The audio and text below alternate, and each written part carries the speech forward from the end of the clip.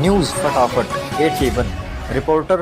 Hello दोस्तों, मैं हूं आपका साथी सुरेंद्र इंदौरा, फिर आपके सामने एक नई खबर के साथ, नए मुद्दे के साथ। मुद्दा है शहर को कैटल फ्री करने का, मतलब जो बेसहारा पशु शहर में घूमते हैं उनको पकड़ कर गौशालाओं में भेजने का हमारा मुद्दा है। हालांकि ये मामला पहले भी आया था, कई बार ये हो चुका है, नगर परिषद बहुत बार टेंडर दे चुकी है इनके, लेकिन बावजूद इसके जितनी भी गायें हैं वो शहर में फिर वही देखी जा सकती है। इसी मामले को लेकर आज हम डीएमसी से बात करेंगे कि पहले जो अभी एक इन्होंने गाय पकड़ी थी तो 650 गाय जो गौशाला वालों ने कहा था हमारे पास 650 गाय पहुंची है, जबकि नगर परिषद का दावा था कि 1350 गाय हमने यहाँ पकड़ी है।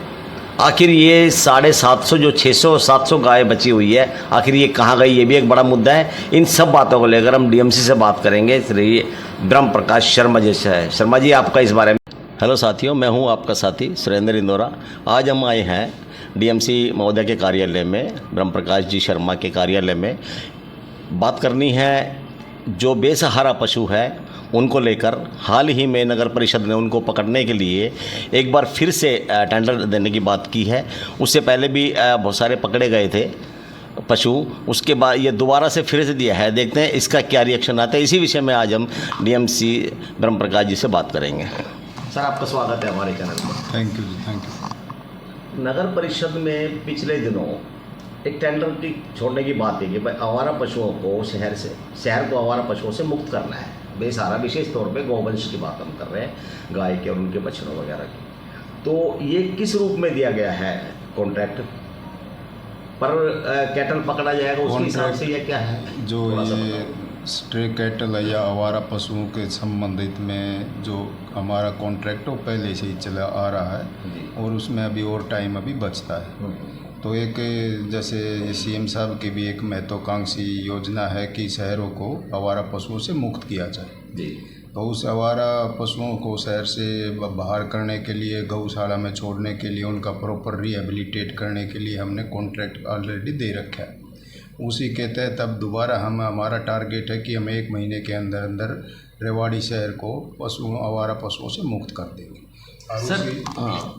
और उसी के एवज में है ना, कल हमारी एक विधायक जी के साथ भी एक लंबी चौड़ी मीटिंग हुई थी, जिसमें हमने तय किया था कि किस किस तरह जो एक बहुत सारे जो पशुपालक हैं यहाँ आसपास के गाँव के, वो दूध निकाल कर गायों को छोड़ देते हैं, रात को फिर उस तरह छोड़ देते हैं और एक पूरे शहर की इसमें बदनामी भी होती है, गंदगी भी फैलती है, एक्सीडेंट का कारण भी बनते हैं। तो हम पूरी व्यवस्था उनको भी नोटिस इशू करेंगे और जो आवारा पशु हैं उनको हम गौशाला में भिजवाएंगे। सर, गौशाला में भिजवाने की बात की जा रही है। पिछले दिनों अभी एक सामने मामला आया था कि 1350 गाय इन्होंने पकड़ी है कॉन्ट्रैक्टर ने। उन्होंने 650 वो कहते हैं कि भेज दी हमने गौशालाओं में। तो वो जो पशु है, अब इसका मतलब है कैपेसिटी ही 650 की है, 1300 की बता रहे थे। एक तो वो है कि 700 गाय गई कहाँ, क्या उन्हीं को दोबारा पकड़ा जाएगा? दूसरा, उसका पैसा भी लगेगा। और दूसरा ये है कि जो अब गौशाला में तो जगह ही नहीं है, फिर कहाँ भेजेंगे? नहीं, गौशाला में जगह है। हमें कल गौशाला वालों से बात हुई है, उन्होंने 450 की कैपेसिटी उन्होंने हाँ की है।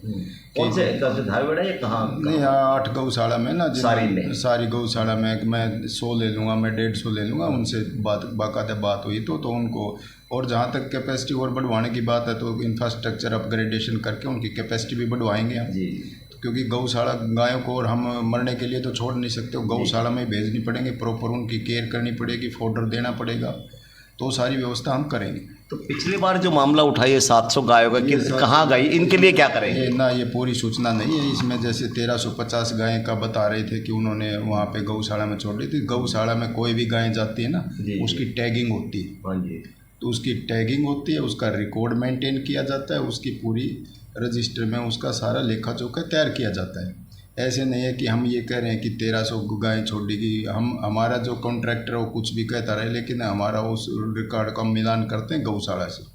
कुछ थोड़ी बहुत खामियां रही होंगी मेरे को जो संज्ञान में आया कि कुछ छोटी मोटी खामियां थी, तो उसके हिसाब से हमने उसकी बिल की पेमेंट भी रोक रखी है कुछ माना जा रहा है कि भाई कॉन्ट्रैक्टर ने इस प्रकार की तो वो कॉन्ट्रैक्टर का तो एक वो तो जांच का विषय है, उसके बारे में तो डिटेल में बाद में एक बार उसकी तहकीकात करके ही बता पाऊंगा। जी हैं अदरवाइज हमें अब है ना एक शहर को साफ सुथरा रूप देने के लिए, इनको आवारा पशुओं से मुक्त करने के लिए कटिबद्ध है। सर एक और मामला आ रहा है सफाई जो कॉन्ट्रैक्टर है उनको लेके। अभी सामने आया कि 22 आदमी रखे हुए थे और उनमें से केवल 10 काम कर रहे हैं, तो सीधा सीधा सरकार को नुकसान है, इसमें से अधिकारियों की मिलीभगत भी हो सकती, क्या कहेंगे इसको? नहीं ऐसा नहीं होता। जैसे हम बहुत सारी बातें हैं ना दे दूरे ज्ञान के कारण कर लेते हैं कि हमारी जो सफाई व्यवस्था में जितने भी मैन पावर की ज़रूरत है, जितनी भी मशीनरी की ज़रूरत है, हम इंश्योर करते हैं, ठेकेदार से और डिप्लॉय करवाते हैं, उसका हमारा सुपरविजन रहता है, हमारा मॉनिटरिंग रहता है। फिर भी यदि आपके संज्ञान में कोई हो ऐसा मुद्दा कि भाई वहाँ पे साफ सफाई प्रॉपर तरीके से नहीं हो रही, तो हमारे को बता दीजिए, हम उसके उचित व्यवस्था करेंगे। बात सफाई कर्मचारी सफाई की नहीं है कि सफाई प्रॉपर हो रही है नहीं हो रही है, यहाँ यह है कि खुद कर्मचारी जो काम कर रहे हैं उन्होंने ये चीज़ बताई है कि 10 आदमी केवल काम कर रहे हैं जबकि 22 कर्मचारी लगने चाहिए। नहीं वो तो जिस कर्मचारी ने बताया आप उसी से पूछिए। मैं यदि ऐसी कोई बात है तो मैं उसकी एक बार जरूर जांच करवाऊंगा। वही करूँगा जांच का ऐसा। जी जरूर जांच कराएंगे, ऐसे नहीं होने देंगे। जो जितना भी मैंडेट है कि इतने कर्मचारी लगेंगे, इतनी मशीनरी लगेगी, वो पूरा करवाएंगे।